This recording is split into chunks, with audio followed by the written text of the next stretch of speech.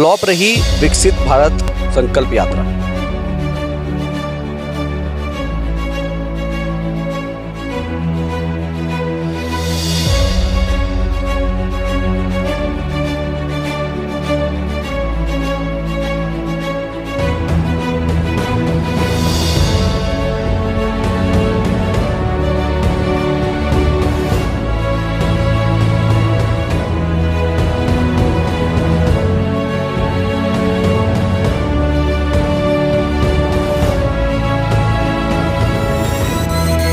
मैं हूं आमिर और आप देख रहे हैं नुक्कड़ लाइव।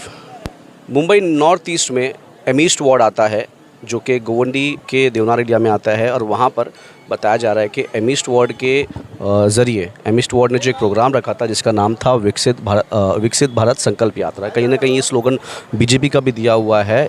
तो बीएमसी ने जो है एक प्रोग्राम यहाँ पे अरेंज किया था और इस प्रोग्राम के अंदर मनोज कोटक जो यहाँ के एमिस्ट वार्ड के जो एमपी है, member of parliament current BJP से, वो यहाँ पर आए थे। उसके अलावा बीजेपी के मंत्री जो है अनुराग ठाकुर भी यहाँ पे आने वाले थे जो किसी वजह से नहीं आ पाए हैं।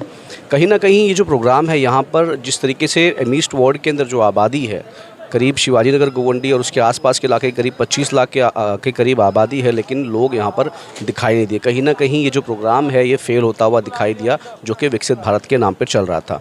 देख सकते हैं आप वीडियो में किस तरीके से जो लोग हैं, जो हॉल है वो पूरी तरीके से खाली पड़ा हुआ है। कुछ इक्का दुक्का शायद कि बीजेपी के ही कार्यकर्ता या उनके ही चाहने वाले लोग यहाँ पर दिखे, लेकिन जो आम लोग हैं, क्योंकि इस स्कीम जो संकल्प का जो प्रोग्राम है इसमें अलग अलग स्कीम की बात बताई जानी थी, किस तरीके से गवर्नमेंट की स्कीम्स का आप लाभ ले सकते हैं वो दिखाने वाली थी।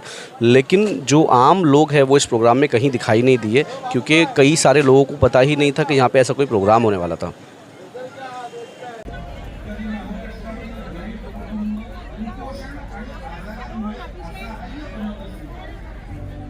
जय श्री राम। और मुंबई नॉर्थ ईस्ट में जो है विकसित भारत का एक प्रोग्राम रखा गया था जहां पर मुंबई नॉर्थ ईस्ट के मनोज कोटक जी जो प्रेजेंट बीजेपी के हमारे यहाँ के एमपी है वो मौजूद है और उनसे बात करेंगे। सर, जो प्रोग्राम रखा गया था किस चीज़ को लेकर के है, क्या संकल्प है इसका? देखिए, विकसित भारत योजना ये प्रधानमंत्री जी की मोदी की गारंटी और गारंटी की गाड़ी, ये अब लोगों के बीच में, जनता के बीच में ले जाने का आज 30 से भी ज़्यादा कार्यक्रम हम नॉर्थ ईस्ट मुंबई में कर चुके हैं। अलग अलग क्षेत्रों में लाभार्थियों को ढूंढना, उन लाभार्थियों को इसका लाभ पहुंचाना, और इसके कारण आज ये एमिस्ट में गोवंडी क्षेत्र में लाभार्थियों को ढूंढकर यहाँ पर इनके अलग अलग योजनाओं का लाभ इनको कैसे मिले, इसके लिए ये कार्यक्रम था। सर, ये इस इलाके में, इस क्षेत्र में आप आए हैं तो मैं इसी क्षेत्र की बात करूंगा कि इस एरिया में करीब 15 लाख की आबादी है और आप जानते हैं कि किस तरीके से यहाँ पे दिहाड़ी पे काम करने वाले लोग हैं। सर, इनको क्या सुविधाएं अब तक मिल चुकी है? देखिए, प्रधानमंत्री स्वनिधि योजना है जो दिहाड़ी पे रेहड़ी पटरी या ठेला लगाने वाले, फेरी लगाने वाले, उनके लिए एक योजना है जिसमें 10,000 तक का लोन मिलता है। ये 10,000 अगर आप चुकता करते तो 20 मिलता है, 20 वापस दिए तो 50 मिलता है, 50 वापस दिए तो लाख रुपये तक की लोन का इसमें प्रावधान है। इसको छोड़ के सेल्फ हेल्प ग्रुप है, जो महिलाओं के सेल्फ हेल्प ग्रुप होते हैं, इनके लिए अलग अलग योजनाओं का, मुद्रा योजना तक का लाभ यहाँ पे दिया गया है। और आपने देखा होगा कि काफ़ी महिलाएं, उनके सेल्फ हेल्प ग्रुप यहाँ पे थे जिनको 2-2 लाख रुपए तक की मदद महापालिका के माध्यम से हमारे सीबीओ ने पूरी उनकी कम्युनिटी बनाकर उनके अंदर किस तरह का रोजगार उपलब्ध हो, ऐसी योजना अलग अलग स्कीम के उनको बेनिफिट दिए। सिलाई मशीन के लाभ मिलने वाली बहनें भी थी, घरघंटी की योजना का लाभ मिलने वाली बहनें थी, और इन सभी के जीवन में कहीं ना कहीं इन योजनाओं के कारण बदलाव आया, ये उनकी जुबानी हमने सुना।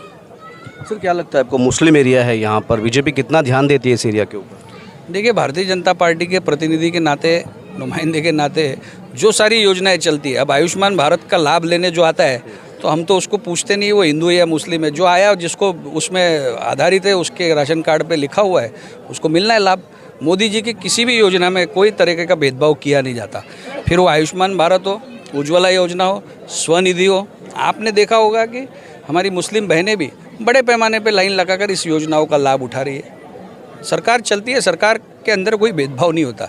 मुस्लिम एरिया हो तो उसके अंदर विशेष ध्यान देकर उनके लिए योजनाएं चलाना, ऐसा नहीं, लेकिन जो योजनाएं आती है वो सभी को पूरा लाभ मिलता है, ये देखने का काम हम करते हैं। कहीं ना कहीं सर लोग नाराज़ लगते, जो मुस्लिम कम्युनिटी है वो बीजेपी से हमेशा नाराज़ दिखी जाती है, इसकी वजह क्या लगती है आपको, क्यों ऐसा होता है?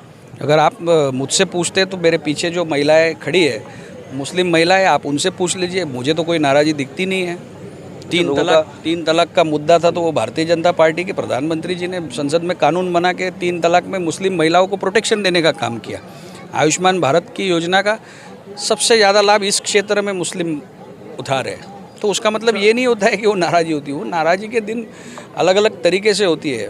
हमारी सरकार जो चलती है वो दोनों आंखें बराबर रख के चलती है। हिंदुओं को उनकी योजना का लाभ मिलता है, मुस्लिम हो, क्रिश्चियन हो, जैन हो, सिख हो, सभी को उसका लाभ मिलता है। तो सर आप इस क्षेत्र के एमपी है, तो फिर गोवंडी क्यों पिछड़ा हुआ रह गया, क्यों यहाँ पे डेवलपमेंट के काम नहीं किए जा रहे? देखिए, गोवंडी की आपको भौगोलिक स्थिति समझनी पड़ेगी। पिछड़ा हुआ रह गया ऐसा जब आप बोलते हैं तो इसकी भौगोलिक स्थिति को आप समझिए।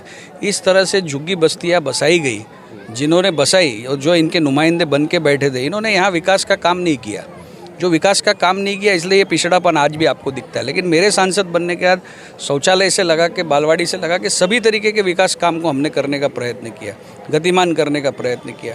हेल्थ की योजना हो, बाकी सारी सुविधा हो, किसी भी तरीके से इनका अपग्रेडेशन करना, शिक्षा, ये सबसे बड़ा मामला है। आपने देखा होगा कि उर्दू स्कूल को सबसे ज़्यादा प्रोटेक्टेड करने का काम किया है, तो मैंने किया हुआ है। सर एरिया में जैसे आप बता रहे कि अपने एजुकेशन के ऊपर ध्यान दिया, यहाँ पे लाइब्रेरी का एक मसला बहुत टाइम से चल रहा है, शायद आपकी नज़र में भी आया होगा। लोग यहाँ पर प्रोटेस्ट कर रहे हैं, अलग अलग चीज़ें सामने आ रही है सर, कि कहीं ना कहीं समाजवादी पार्टी ने लाइब्रेरी पे कब्जा कर लिया। ये सारी चीज़ आपको पता है कि क्या इसके ऊपर आपने कभी ध्यान दिया? नहीं, देखिए, समाजवादी पार्टी हो, कांग्रेस हो, किसी का भी जनप्रतिनिधि हो, इस तरह से कब्जा करना तो सही नहीं है। अगर वो भारतीय जनता पार्टी का है तो भी गलत है। अगर समाजवादी पार्टी के प्रतिनिधि ने इस तरह से कब्जा किया तो उन्होंने छोड़ देना चाहिए। जनता के हित में काम करना चाहिए। जनता सब कुछ देखती है, जनता जानकार होती है। इस तरह का अगर किसी ने काम किया है तो अगले बार जनता वोटिंग में देख लेंगी उनको। अच्छा सर, ये मेरा आखिरी सवाल है कि जो घाटकोपर मानकुर लिंक रोड है, क्योंकि ये आपका एरिया है, आप इस इलाके के एमपी है, आपको पता होगा सर कि यहाँ पे देवनार पुलिस स्टेशन के लोग भी खड़े हैं। हर आए दिन यहाँ पर लोग गाड़ी के नीचे आके मरते हैं, क्योंकि यहाँ पे ना ट्रैफिक की सुविधा सही से है, ना ही कोई कांस्टेबल खड़ा होता है, और सारी जो गाड़ियाँ हैं उसका पूरा निज़ाम यहाँ वहाँ पे। लोगों के लिए पैदल पुल नहीं है, स्कूल है बीएमसी की, जहाँ पे छोटे छोटे बच्चे बीच रोड सड़क से जाते हैं। और ये कितना बिजी एरिया है, कितना बिजी रोड है, आपको पता है। इसके लिए सर कोई पैदल पुल की सुविधा क्यों नहीं है यहाँ के लोगों के लिए? क्योंकि बुलुंड से बांडुप तक का आपने बहुत सारा डेवलपमेंट किया है, जो मैंने खुद देखा है, लेकिन क्यों गोवंडी शिवाजी नगर का जो ये घाटकोपर मानकुर लिंक है, ये क्यों बिछड़ गया हुआ है? देखिए, जहाँ पे आवश्यक है वहाँ पैदल पुल बने हुए भी है। अब सवाल ये है कि लोग पैदल पुल का इस्तेमाल कितना करते हैं और नीचे से कितने जाते हैं।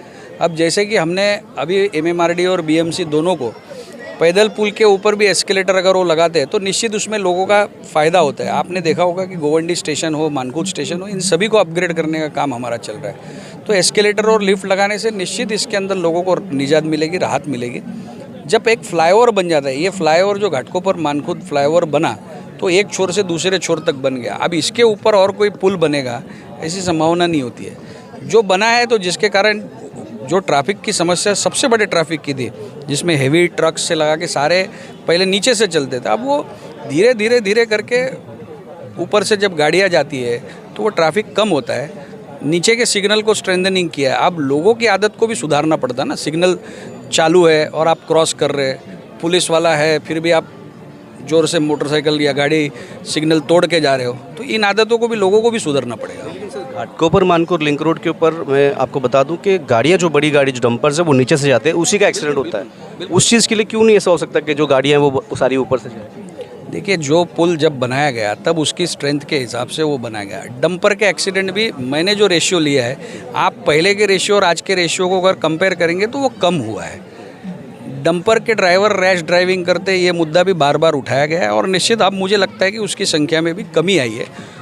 अलग अलग समय पे ये सेल्फ डिसिप्लिन होता है, कोई ड्राइवर होता है, इसके ऊपर भी सरकार अपनी योजनाएं लाते हैं। जैसे आपने देखा होगा कि बीच में हिट एंड रन के बारे में सरकार ने मामला उठाया, तो ट्रक ड्राइवरों को लगा कि भाई उनके अधिकारों के ऊपर कहीं ना कहीं गलत कर रहे, उनको भी बैलेंस करना पड़ता है। लेकिन साथ में पैदल चलने वालों के हित की प्राथमिकता भी देखनी पड़ती है। अच्छा सर, मेरा एक आखिरी सवाल है कि अभी जैसे मंदिर के लिए तैयारी हो रही, रामलला की वहाँ पे मूर्ति रखने वाले हैं सर, लोगों को क्या संदेश दे रहे हैं, कैसा माहौल है बीजेपी के अंदर? देखिए, सुप्रीम कोर्ट ने जो गाइडलाइन दिया उसके बाद में जो ट्रस्ट बनाया उसने इस मंदिर का काम किया है। और ये मंदिर के काम के बाद 22 जनवरी ये तारीख तय हुई। 22 जनवरी को प्रभु रामचंद्र जी उनके बर्थ प्लेस पे, यानी जहाँ पे उनका जन्म हुआ, वहाँ पे वो उनकी स्थापना होगी। लोगों के अंदर उत्साह का माहौल है, एक दिवाली जैसा माहौल, फिर एक बार दिवाली मनानी चाहिए, ऐसी प्रधानमंत्री जी ने आह्वान किया है। लोग अच्छा प्रतिसाद दे रहे हैं। अच्छा सर, एक आखिरी सवाल रहेगा, कैसे लोगों को ये जो सारे जो आपने जो चीज़ें बीजेपी ने जो स्कीम्स दी है, कैसे लोग इसका लाभ ले सकते हैं? कैसे आपकी जो ऑफिसर जो आपके साथ के लोग जुड़े हुए हैं वो कैसे लोगों से संपर्क कर सकते हैं और कैसे इस चीज़ों का लाभ ले सकते हैं? देखिए, ये जो कैंप आज लगाया है, ऐसे कैंप हर वार्ड में, हर म्यूनसिपल इलेक्टोरल वार्ड में अलग अलग दिन पे अलग अलग समय पे लगेंगे। इसमें जो प्राथमिक योजनाएं है, प्रधानमंत्री आयुष्मान की योजना है, स्वनिधि, प्रधानमंत्री स्वनिधि योजना है, उज्ज्वला योजना है, इनके लाभार्थियों को आइडेंटिफाई किया गया। आंगनवाड़ी सेविका घर घर जाके बता रही है कि इस दिन पे यहाँ पे ये कैंप है, और निश्चित उस कैंप में अगर आप आते हो तो आपके पास अगर सही पेपर है तो उस पेपर के आधार पे आपको इन योजनाओं का लाभ मिलता है।